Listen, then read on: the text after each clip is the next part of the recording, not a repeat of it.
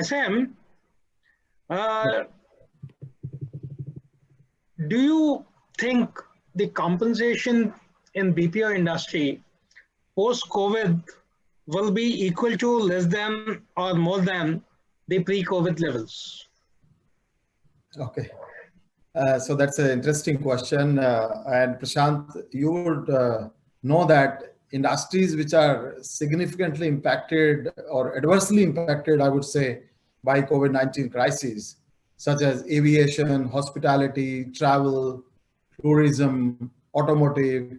I mean, they had to definitely take some tough decisions, such as executive pay cuts, bonus pay deferrals, and cancellation of salary increases, etc. Likewise, in other moderately impacted sectors such as media, FMCG, energy, construction, engineering, and retail, a mix of cost-saving measures, including pay cuts, have been adopted by various organizations.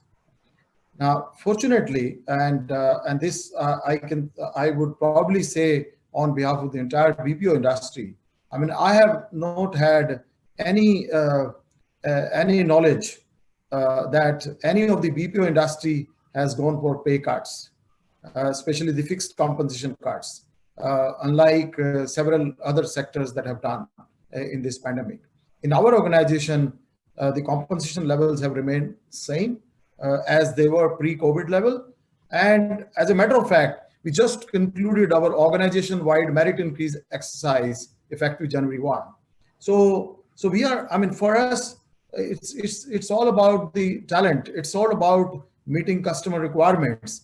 And as long as our billing rates do not change from client ends, I mean, as long as they don't go down, there is no reason for us to introduce any pay cut fundamentally. That's one.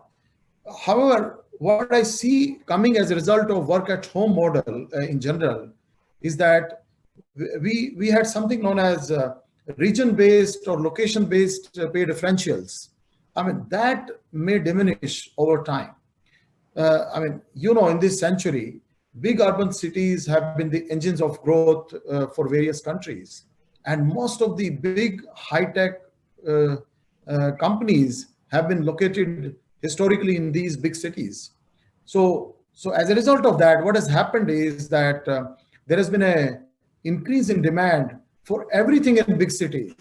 I mean, especially housing, and this has played its own part in pushing salaries in these cities northwards. Especially if you talk of India, I mean, talking about NCR, talking about Mumbai, talking about Chennai, talking about Hyderabad, Bangalore, etc. That's what has happened.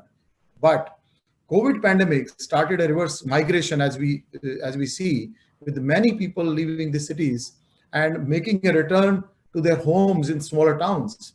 And with this significant proportion of people expected to continue working remotely even after COVID, I think region or location-based pay differentials will become less significant. I won't say they will eliminate completely, but they will definitely impact the compensation scales in metros and probably big cities.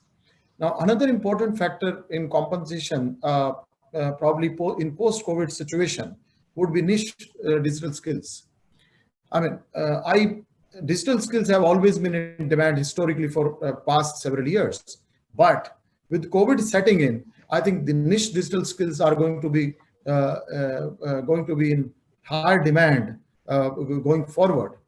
Because more remote working will also enable people with these skills to switch jobs far more easily as compared to before, when people were locked into a particular city with investments made in property, jobs of spouses, and school of kids, etc., etc.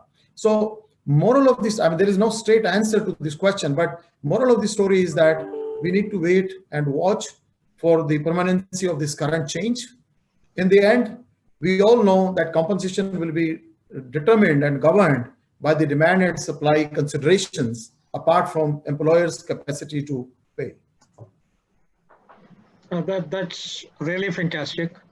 That's really fantastic. And what I hear, SM, correct me if I understood it wrong, that even if the compensation remains the same, because people are going through a reverse migration. Their purchasing power will go up because their cost of living in small towns will reduce, their cost of housing will reduce, right? I don't know if we have some people from the reality sector attending the session, and if there are, then they have some bad news for their business in Bombay, NCR, etc. The metropolis, both for the commercial real estate and the residential real estate. So folks who are planning to buy houses and flats to rent, think twice, because the BPOs and the IT BPMs and the IT companies are the biggest source of hiring in these places, and that will have a significant impact and significant leveler on the property prices and the rentals in these places, which have shot up astronomically. Absolutely, Prashant, you hit the nail on the head. I mean, IT and ITS industry has been the historically the biggest consumer of office space, and obviously in last 10 months at least we at StarTech we have optimized a lot of office space, and we've used this opportunity to see what can be what would be the long term, what would be the medium term, and what would be the short term capacity. And as Kalpak referred in his initial remarks, there's been a lot of capacity now to sell actually. So that has worked. I mean, in a way, this pandemic has also thrown up this opportunity in front of us, and that's the challenge in front of us to sell more and more to domestic clients as well as international clients. That's really fantastic. The other corollary to it, no, and I'm not a financial analyst, I'm a human analyst, behavioral analyst, but the other corollary to it could be that the profits of BPM companies will go through the roof with lower cost of real estate and lower cost of people. So those of us who are investors could look at buying your shares.